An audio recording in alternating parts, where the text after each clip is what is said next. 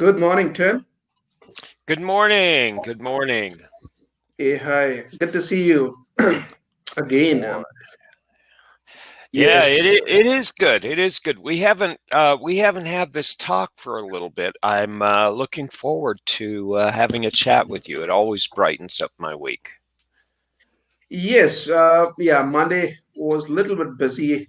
I got caught with something. My apology to you and to the viewers out there Oh, for that not that making it on Monday. that never happens. None of us have these problems, do we? At least twice a week. No, no, I was amazed that we had the run that we had. And now we get to try to see if we can make the run even longer this time. This is great. This is great. I should try to be more punctual to the dates and to the days that we have to come live. Yes, I'll keep that in my mind for the next one next week. All right, we have two Actually, things. Yeah. actually, before you start, let's do this, okay? I think we're gaining interest from people. We're getting more comments and interesting and really focused questions. So why don't we ask the audience and everyone, please attend to this. Um, are we hitting the mark? Are we not hitting the mark? Mhm. Do you is there something you're missing? Is there something you want? And we're more than willing to try things here. It's not just a happy conversation between me and Kumar. This is for us to actually debate and get into really good topics that we need to be talking about right now. Over to you, Yeah. Kumar. No, absolutely. That's right. I mean, we should actually run a survey to just to check uh, if we are heading in a right direction and in the right way. Yeah, we shall do that. We will do that. Anyway, people can actually put those things in the comment. Uh, uh, anyway, but today, Tim, I see a bright sun coming through your window, falling on your face. Looks like it's a bright and sunny day there. It always is. It's we're running about a month and a half of no rain. We had a good sense of some monsoons, but it's starting to dry out again, and our yards and our gardens are starting to ask us for more help.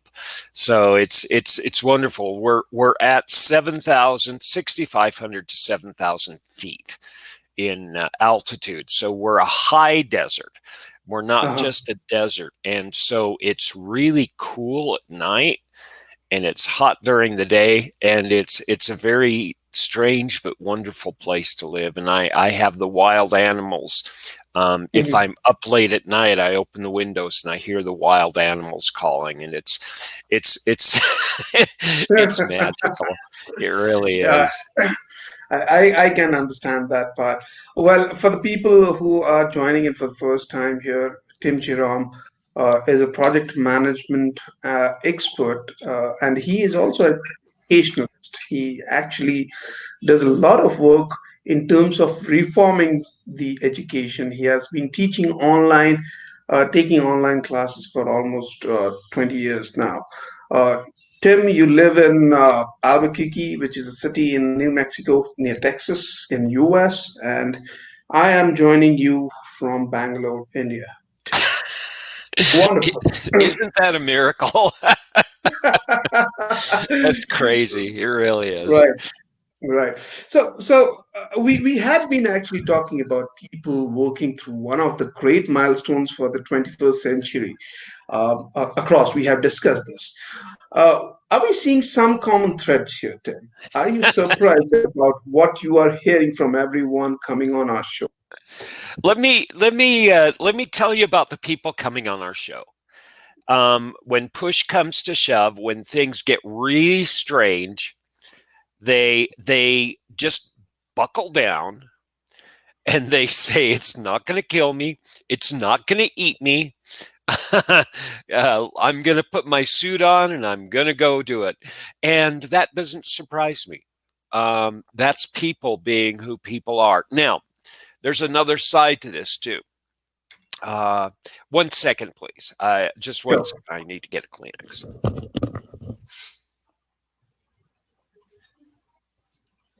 Sure. In the meantime, till Tim comes back, we will be discussing on the education system again. We'll dig down a little bit more in terms of the education systems and what all it's going to take to revive. Here it comes. Apologies, my allergies just hit me real strongly. But there's another side to people. Okay. Mhm. Okay. I teach about 300 people a month. I talk to and observe about 300 people coming through my classes. And I've seen a trend starting in February. Number one, they're talkative. They're saying more, and it's not just asking questions, it's talking, it's chatting. They're challenging me. How dare they? No, that's not the way I see it, Tim. It's like, wow. I like it. I like it, but it's like it's different. And they're they're showing signs. It's really funny. You expected this when we Mhm. got locked down, right?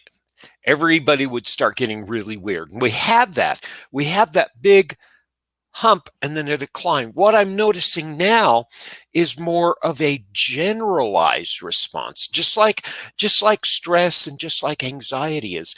You get a huge hit and it drops. Mhm. And then all of a sudden it continues and you don't notice it and you think it's normal and it Mhm. really isn't.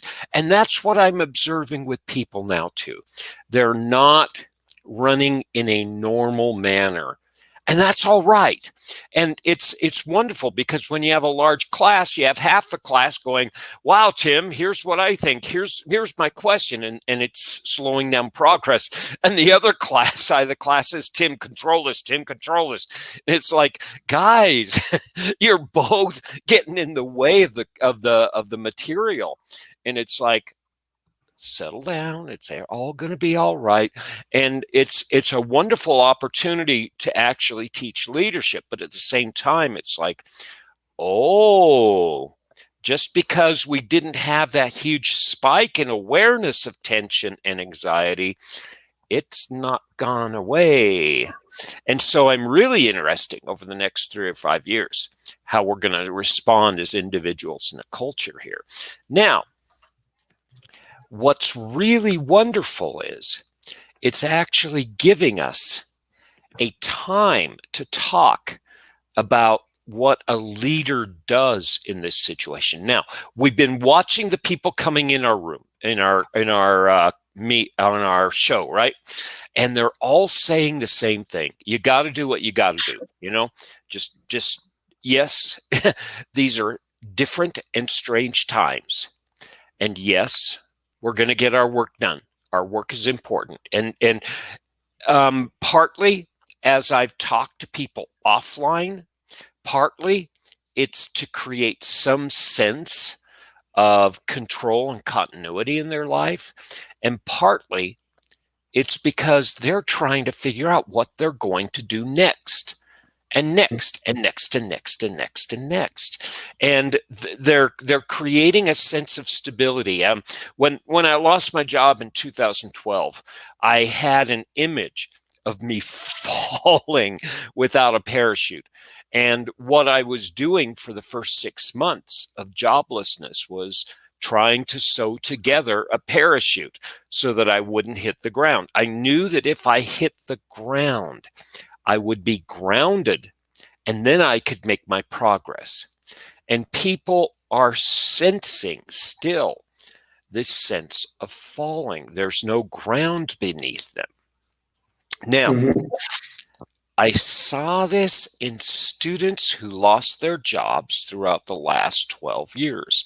I saw this in people around me when I was a mentor, and they were observing this. So it's not new, and it's just people being people.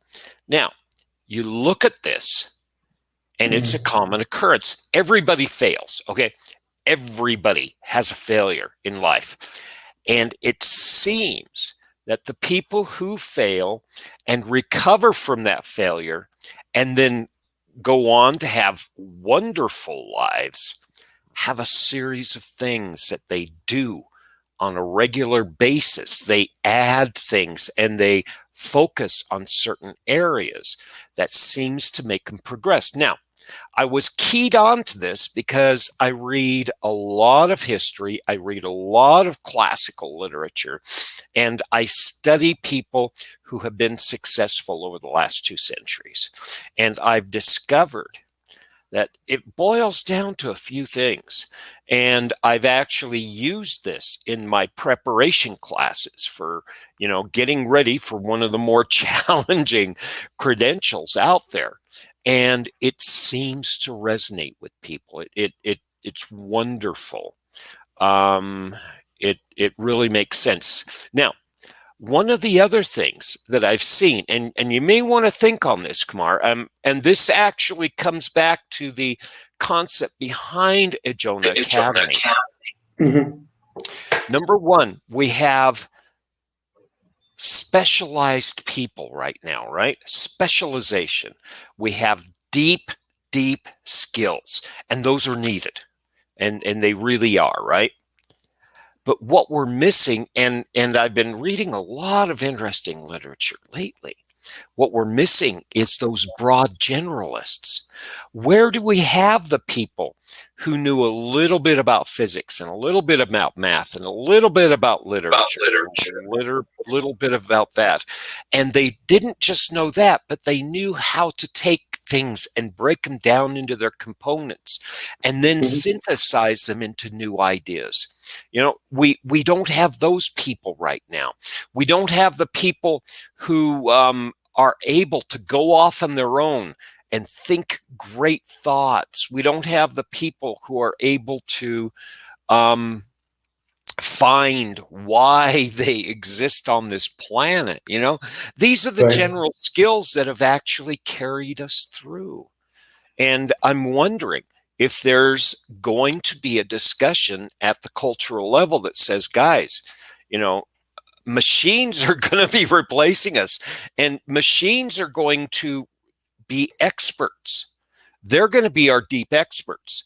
And if we want to actually have a job or even just be relevant for the next 50 or 60 years, we're going to have to be really good at being generalists and allow the machines to be the specialists around us. I see what you're talking at. Let me ask you a philosophical question, Tim. Humans, since you talked about machines, so let me correlate with that. What do you mean by humans being human? There's some characteristics that seem to make humans work well.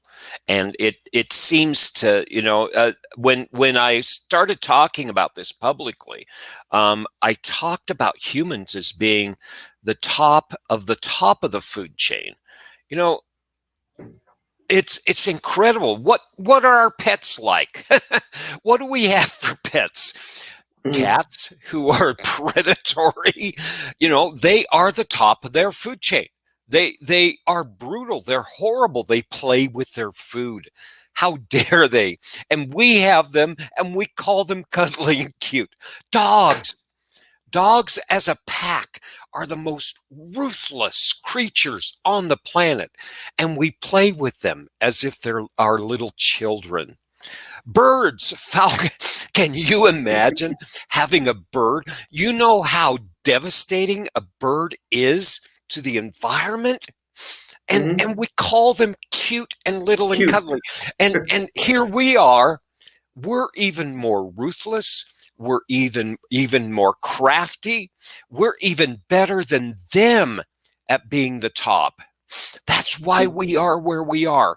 And we did this through multiple ice ages, not just 200 or 300 years of, having bad winters. I'm talking about the whole planet being locked down for millennia, and we were good at it. And this is what people being people is. And again, we get into this mindset that, yeah, we have problems today. And yeah, we have a virus, but we've always had that, right? Since about 800 BC, We've had what, Mhm. 13, 15 species limiting diseases that have hit us. Can you imagine that? Uh, and Right. and yes, this is bad, but we should be able to I mean, do this by now yeah, well, it, and it, we're doing it, it better. Go ahead. Go ahead. no, I was just saying that, yeah, it was always there and it will remain always. It's just that it used to get discovered with time, you know. So, like for this COVID, Corona, I mean, we already had so many Corona, uh, in the environment, in the places out there. It's just that this new species has come out. I mean, this new Corona has come out. It And has made such a hue and cry. and the beautiful thing is they couldn't solve it for a long time, and we've been talking to those people, right? It's always been there in the back of their labs, and they scratched their head. And Yeah. what did they do? They said, oh well, it's time to pull out our Corona playbook. It's time for us to really get to work. This is the serious time now. And they're doing it. And they're not just doing it. China's doing it, Russia's doing it, the United States is doing it, other countries are doing it, and we're doing it. And that's the miracle. This is people being people. Um, Again, it's a progression of understanding how people function. It's understanding how we are successful. And there's a recipe for success that I've discovered Mhm. that actually resonates really well. It seems that we work really well as a group. We function really well, and we don't have to be taught this. We Mhm. actually have neurotransmitters that make us feel good. It's like an inborn drug that we create for ourselves when we connect to other people. Isn't that amazing? We have other neuroreceptors that actually make us feel happy when we push beyond our boundaries or when we get a reward. Boom, we feel happy. Okay, our Mhm. own bodies, our own physical mechanism actually does this for us. There are other neurotransmitters, and there's a whole sublayer of neurotransmitters and other mechanisms in our bodies that occur that we haven't realized that are amazing that we're learning to tap into. And again, all of this points to the fact that we are a mechanism. And the more we understand the mechanism that we call the human, the more we can work with it. It's like understanding the wind on an ocean. If you understand the wind on the ocean, you can turn your sail just a little bit and boom, you're going in the right direction. And it's the same thing with being a human being. If you understand the mechanisms that actually are there naturally and you can take advantage of, you're off and running. And some of these people just naturally find it. They find these mechanisms early in life. It's partly part of our physical and physiological structure, but it's also something that because we have the prefrontal cortex there, we can participate in consciously, and that's what's weird. Other animals just boom, they just do it, right? Dogs, they go into packs. Cats, they're predatory and they're isolated, but humans, um, seem to have some mechanisms as well. And if you understand those mechanisms, they work really well. Right. Right. So you also had been talking a lot on learn how to learn and find your purpose and all related to human. You just spoken. Uh, you think are these natural, or do they have to be learned? All these ideas that we're talking about, or is it something which time will teach? We often say that, hey, don't worry, buddy. Time will come and time will teach you. So. Okay, I'm going to get really technical now, Mhm. but I'm going to give you something that you can understand very easily. Okay, when we write software, um, we write it in a language that we can understand, but that's not the software that talks to the physical architecture. It doesn't talk to the hardware, right? Right. There's an abstraction layer. There's a layer that translates what we're talking about down to the code that the actual, computer or the device actually understands, the machine language. Now, this physiology that I've been talking about is a machine language. What we can do, like this learn how to learn, find your purpose, find your community, find your obstacle, and make friends with solitude, all of those things are at the software level. And they actually fit really well with the code that's down at the architecture level, the machine language. And they seem to mesh really well. And that's what I'm saying. We can actually participate in how the mechanics of how we function successfully really works well. And that's what I'm talking about. So this whole idea of learning how to learn, there is a progression that our brains go through naturally. And if we can actually facilitate that and work with it, it seems like it works well.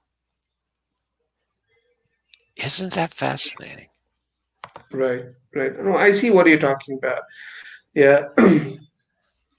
Yeah. Also, let me ask you this question.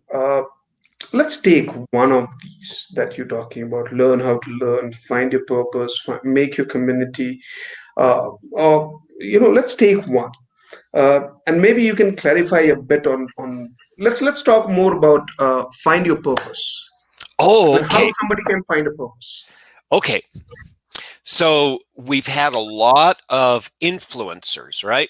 A lot of people Hmm. who make money going on YouTube and racking up points and making money by having followers. And they talk about find your passion, find your reason why you're on this planet. Oh, Maslow was talking about this with self-actualization, right?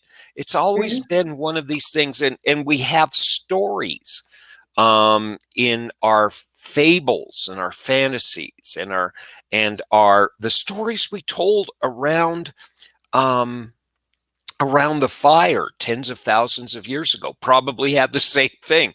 It's the people who are confused and they don't know, they're rudderless like a ship Like without a shit rudder, and they don't have a direction, right?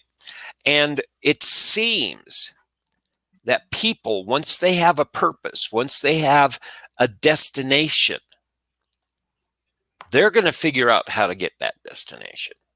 They really are. It's like I gots to do it, and it's a click in the head.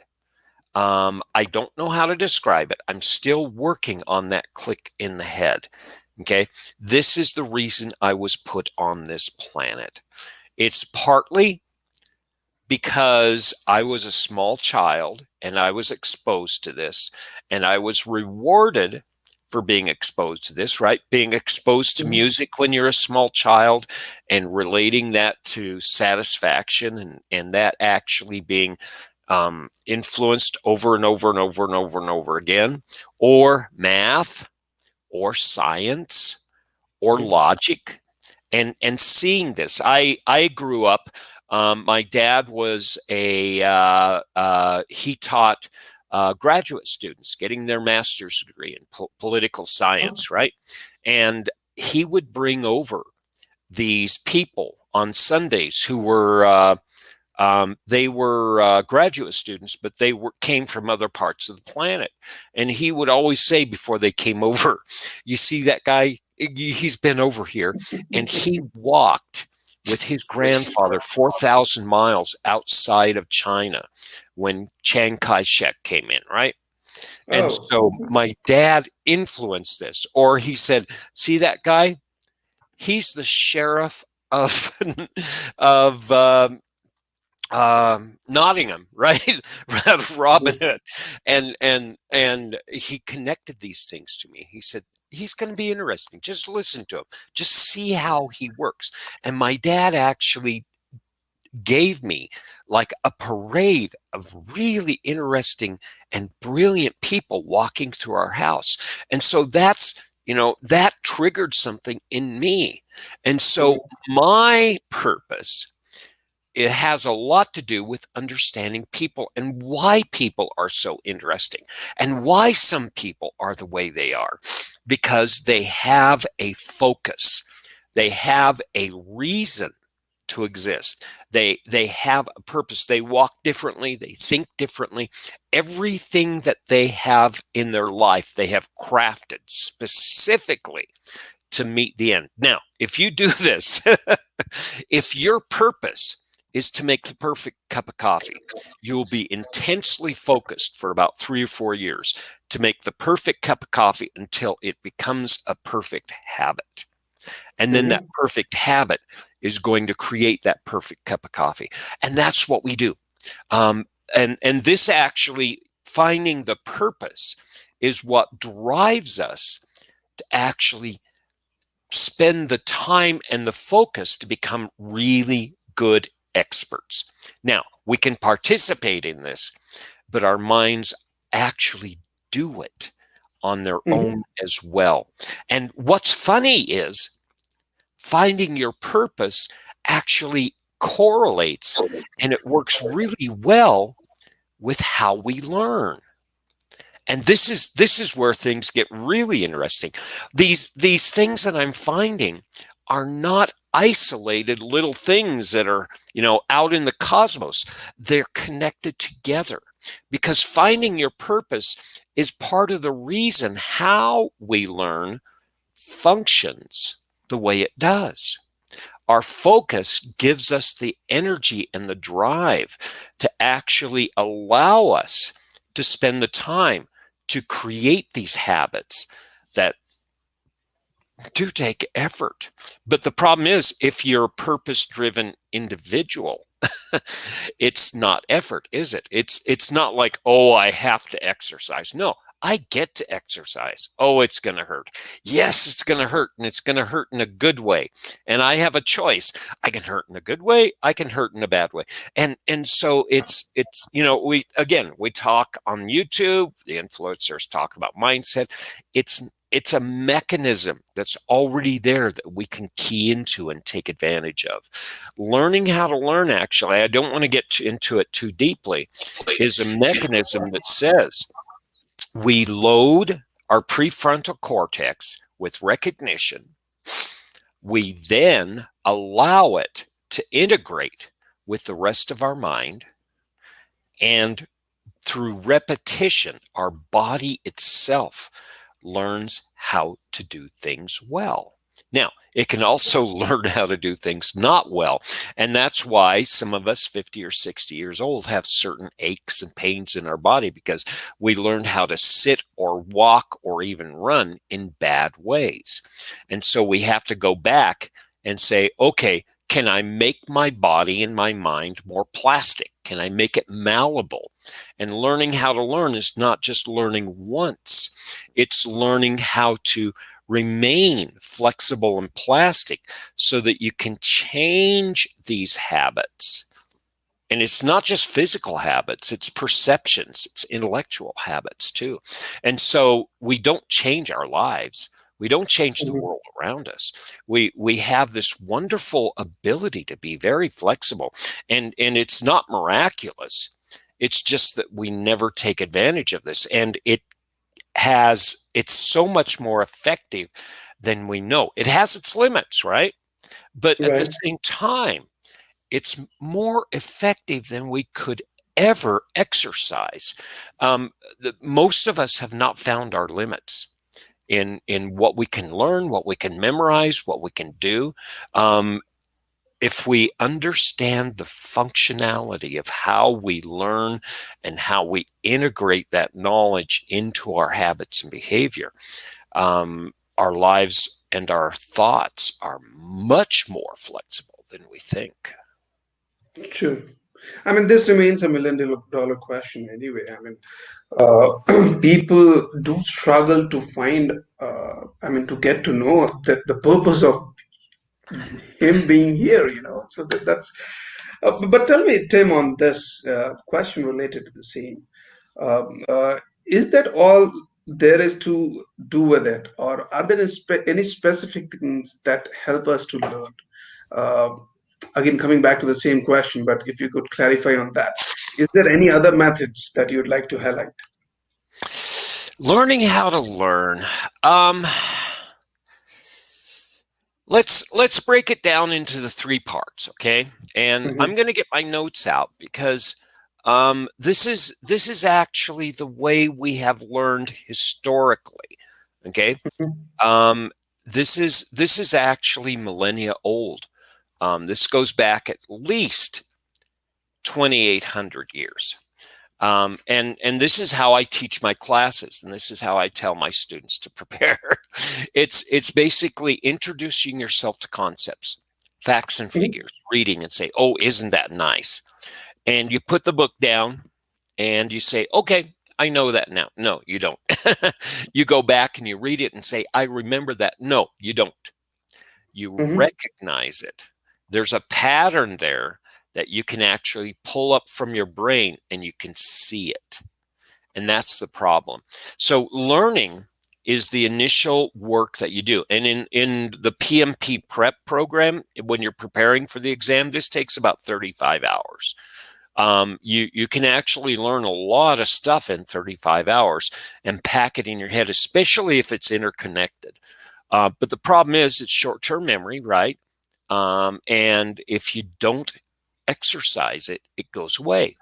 Now, pieces of it will be in there. In the years to come, you'll recognize that material in other literature and other conversations you have. And you'll say, I remember that. No, you don't. You recognize it. Now, if you want to integrate it in, you do something called practicing. And practicing is challenging yourself.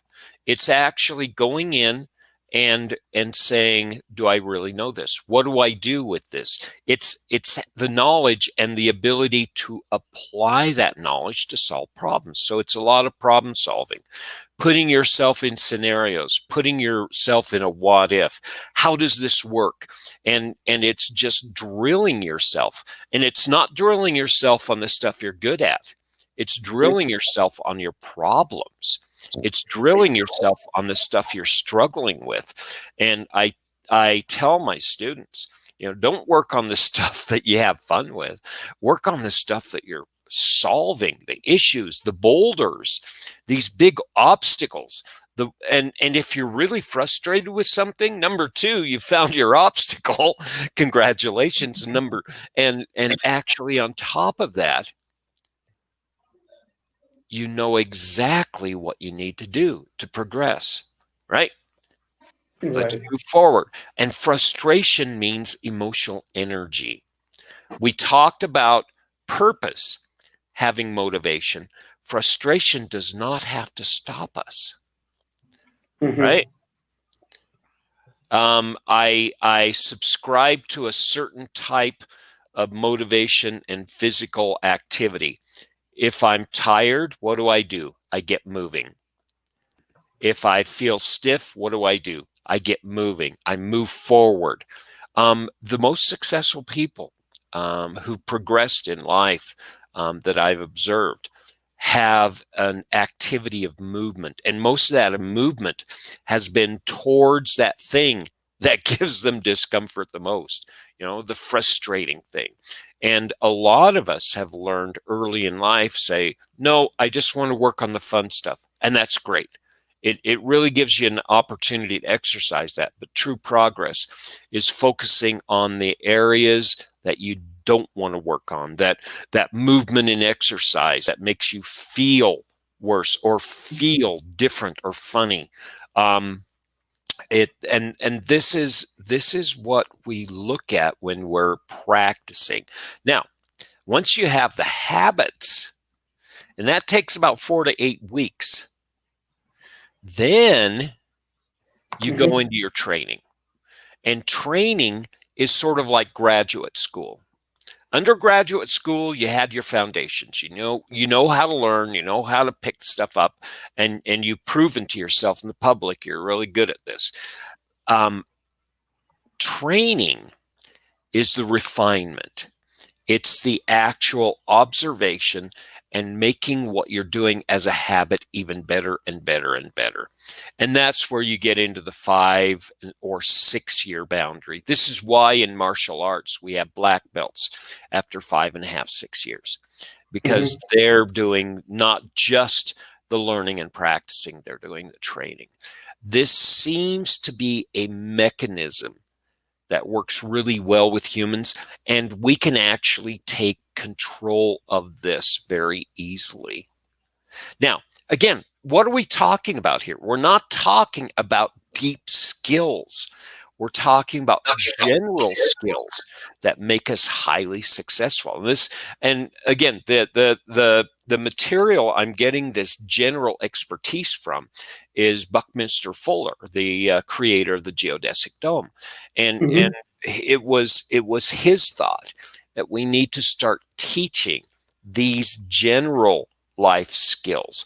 We used to, by the way, we used to have this at university, where you'd have a more integrated education and progressive education, since the end of the 19th century has been slowly bringing it back. But again, it's this is what's needed. If you want to really be prepared for the unknown, you don't you don't prepare for snow. You don't prepare for fire. You don't prepare for poor weather. You don't prepare for an earthquake. What do you prepare for? The unknown. You are a generalist, you know, and that's what we're looking at here. We're looking Hmm. at the general skills that help us survive, not just as individuals, but as a group and as a society. Isn't that fascinating? Yeah, but tell me, Tim, this you did touch a bit on failure versus the motivation that comes in.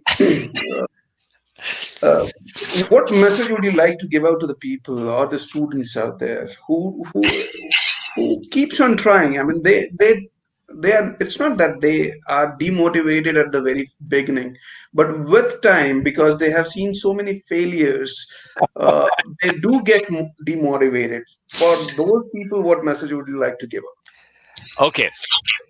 Um, Failure is not an option. um, Peter Drucker, he always told CEOs, "You're not out? magic. A third of the time, you're gonna make a bad decision." And this is he was talking about people who were making 8 figures in the 20th century. You're going to make a bad decision a third of the time. It's just natural. You're going to make a third of the time good decisions. And another third of the decision make is inconsequential. So 2/3 of the time, you're not making good decisions. And this is one of the smartest people in the 20th century on how to run business. Hmm. And this is just the way we are as humans. And if you understand this, it actually gives you a bit of freedom, because all of a sudden a failure is not like a red mark on your paper. A failure is a collection of data for you on Hmm. your progress. And we know this as entrepreneurs. Yep, I failed. I'm not going to celebrate, but you know what? I know I'm going to do better and better and better and better and better. And this is the beautiful thing about failure. It's like defects. Great, I found a defect. I found a mistake. Hooray! Okay, it's nothing to celebrate, but at the same time, it's like, okay, now we know how to get to work, right? We can actually approach this as a problem to be solved. And that's the Hmm. mindset. And this is what I find about people who are struggling with a really unique um, experience like the project management professional exam. It's like, yeah, Hmm. you're going to make a lot of mistakes. You're going to get 40 to 60% of the questions right the first time you take a practice exam. Congratulations. You now get to find the questions you got wrong, and they're going to Hmm. point to you specifically where you get to study. You don't have to study all the material. You got some of them right. What you get to study on is where you are failing, where your obstacle is. That's a good point, Tim. As long as people start taking failure as a feedback or information gathering exercise rather than actually failed and then they don't want to try it next time. That's a good point that you made. Thank you. Well, People should take it. Yeah. and the funny thing is, if you combine that mindset towards failure with a purpose-driven life, all of a sudden you're going to have a lot of dark nights. You're going to have Mhm. weeks where you can only sleep 2 or 3 hours a night if you're doing something that's big. And I mean big. And the people who do these big things actually take all of these skills together, and together they actually work really effectively. Yeah, that reminds me of one of the story that I think I read somewhere in the Russian army. Uh, they when they screen out the candidates for the army, uh, if somebody who hasn't failed in their life, they do not take them. They only take failures just because they want to. They need a people who has bounced back in life, and after they fail, because failure is something inevitable. It has to come, not today, maybe tomorrow or day after. Isn't that amazing?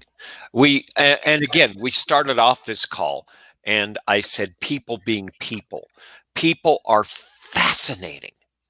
And the nice thing is we have our whole lives an opportunity to study our own personal mechanism and observe the mechanisms of other people around us. And if you start looking at this, then you start getting into the mindset of Marcus Aurelius in meditation, and you start developing patience for people. And you start saying, oh, these people haven't spent all this time studying this stuff. Okay, I understand how they work. I wish they would listen to me, but that's not Mhm. what people are. And all of a sudden, all of these things we call virtues and values, they're Mhm. naturally there. They pop up on their own when you start learning and studying the mechanism of the individual and how to actually, you know, learn a good way of running this. Now, this actually is where things get really interesting, and I'm going to go right far afield on this. Okay, Mhm. ethics, I believe, are something that naturally occurs when you're progressing in the right direction. Okay, that it happens. Let me give you an example. A hammer. Right. This is my favorite. I think I've talked to you about the hammer before. Mhm. Hammers are neither good nor bad. You can use a hammer to break a window, bad. You can use a hammer to hammer a nail, good. Now, the mechanism and the structure and the function of the hammer is such that it does both those very well. Okay? Mhm. True. Humans are hammers. We do things very well. And if we understand what we are designed for, hammering a nail instead of breaking a window, it seems that our physiology rewards us for this, right? With our neuroreceptors and all that chemical infrastructure we have inside us. And if we actually work with that, what's good and right doesn't just help us progress, it also makes us feel good and feel more satisfied, which is really weird. So you're actually keying into a natural integration of a moral and ethical compass. It takes effort.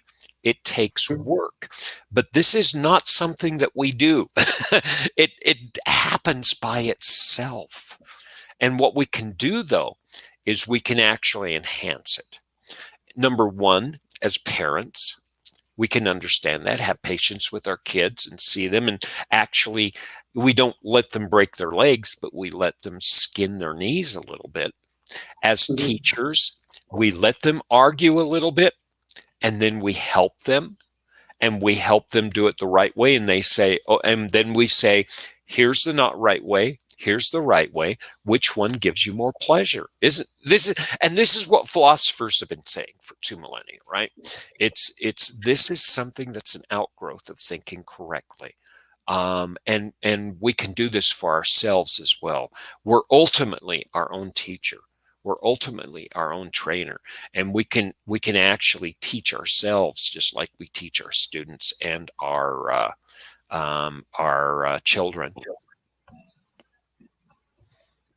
Right. Wow. So what you're talking about is basically giving out options to the kids out there and let them choose, pick the best that suits them. Right. And you know what?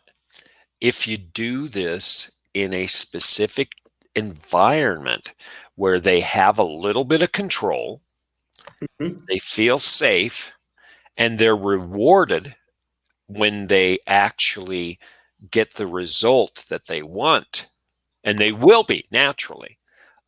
This is what actually drives people. That's all. That's the fulfillment of needs right there. That's Maslow.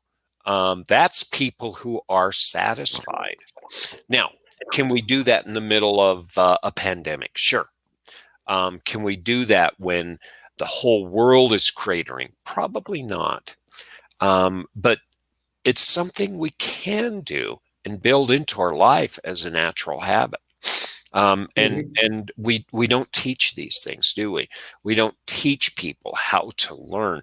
They go into college, and they get a shock because it was so easy up till then, and they have to work a little bit, and they have to get a 20% or a 30% on a couple exams before they, start really finding what their potential is. Um, in races, they find, oh, I'm not as good as I was in high school. Yeah, you're probably better, but you're challenging yourself against other people who are just as good as you. And so this is what we do as humans. And like I said, if we understand that this is a natural progression, this is something that we can harness, and we don't just have a bunch of wild horses pulling our chariot. We have horses that are working in tandem, and that's where the real magic occurs. With the students that actually start understanding these mechanisms, because I know in 10 or 20 years they're going to go off and teach other people. Right. How important you see a parent's role here in building up a career? I'm talking about in context of the current scenarios where the life has become so fast, so tenseful. Picking up right or wrong, deciding the right or wrong is becoming, tougher day on day. In that situation, how you think the contribution of parents play? Well, it's funny because in lockdown, I think we have a lot greater opportunity. Let me give you an example. In the 17 and 1800s, Dad went out to the yard and did work in the farm, or he worked with horses, or he walked 10 minutes into town and he did chores and he got paid, right? And the Mhm. children were always seeing the work Dad did. Dad was part of the functioning family. Mom was always there too. And Mhm. so there was an opportunity for mom and dad to observe the children's behavior and participate in, that's wrong, that's right. Along came the 19th and 20th century, and all of a sudden, boom, Dad goes off to this mysterious planet called work. We don't know what he does. We never see him. He's not part of our life. And if Dad doesn't do things correct, he is not engaged and he doesn't participate in this conversation of wrong or right. Or if he does, it's very small. Mom is the owner of wrong or right. But if mom's busy too, the kids grow up feral and they have to find a replacement for mom or dad. And that can be either bad or good too. And this is what carried us through in the 20th century. Now, Under COVID, all of a sudden we're around our kids 24 hours a day. It's driving us crazy because that's not what we have done our lives. But at the same time, it's an opportunity for us to actually get back to the way things are. It's the observation. You are a teacher and a mentor to your children. You're also a teacher and mentor to your pets, by the way. And it's not telling them, right? Because when you tell them things, they're going to recognize. They have to practice, and they have to do that. And you have to be able to observe, and you have to allow them to make small mistakes. You don't want them to get participation awards. You want them to understand that awards is for success, and it takes a little bit of effort to get the real good awards. Now, video games are great at this. There's a lot to be said about the bad effects of video games, but there's a lot to be said about the good effects of video games too. And they say, yeah, if you don't do things well, you're not going to get everything that the people who do things well do get. It's just the way it functions, and that's what drives us, and that's what makes video games so interesting, because they're tapping into this function that is innate in humans. And as we go forward with this, if we want to, as parents, we're going to have to create, number one, a sense of safety where kids feel they can explore and they can try and they practice. And if they can actually make mistakes and that they don't get punished for their mistakes, it's not pandering to the needs of children. It's actually giving them a little bit of a safety net so they can take ownership and responsibility, not just of building good habits, but building strong morals and ethics. It's not something you give somebody as a birthday present. It's something that they build and craft. And as a parent, all you can do is create a safe, warm, loving environment so that they can actually do that. Hmm. Do you think, Tim, that in our Ijona Academy, we should also have a column specifically for parents, where we, okay, let me ask you the first question. You know where I'm coming in, right? I know exactly where you're going with this. So tell me this: do you think the parents should also start learning? I mean, they also need to be taught uh, certain do's and don'ts. Number And one, should we start a course for number one, um, every human on this planet should learn how to learn and should learn these mechanisms and how they function. They really need to, because that's how you progress, and you progress easily, and them? you participate it, and your physiology rewards you for these things, right? That's part of it. Now, as a parent, you have a social contract, and it's a little bit more important than that, right? And again, it depends on how seriously you take this. I'm not saying you have to take this seriously, but if you want really good progress, if you want to give your kids the best chance they possibly can, this seems to be the greatest path to move forward. And you're right. Parents should take this into account. Isolation. That's one of the things that I talk about. Solitude. I'm learning how important it is. Not all the time, but it's important for people to go off on their own and have uninterrupted hours where they can think real big, complex thoughts through. Hmm. Some of the things that you're learning take a lot of time to put together. And if you're interrupted and if you have too many things going on, you don't have that break. That's we're talking about getting into the space of meditation here, and it's not a mystery. It's not something that is hidden behind curtains. It's a mechanism that we need to do, and so you need to know how these function and how they fit together. Number one, you're The top of the list of why parents should learn this is your kids are not going to learn this by you telling them. Like I said, they'll recognize it when you tell them Hmm. because you're going to repeat it enough times, but they learn it by observing. Like my dad said, right? Watch, watch and see, watch and listen, focus, right? I'm studying right now some neurophysicists, well, neurophysicians, I should say. I'm sorry, not neurophysicists, but neurophysicians who are studying the way that we learn and the role of focus in how we learn and what keeps us from learning. And it's incredibly fascinating. The role of focus, paying attention, being in quote unquote the zone. I don't like that word, but Hmm. it seems to have a physical um, uh, foundation in it, and it's fascinating to actually see this, and you need that. Human beings seem to need this, and as a parent, if you understand that, your children will actually be able to use this in their progress. And that's what your role is as a parent. It's, my kids are going to do a little bit better than me, and that's all you do. You're setting them up for success. Right. One last question for the day, Tim. Oh, so many questions we had. All right, final question from my side.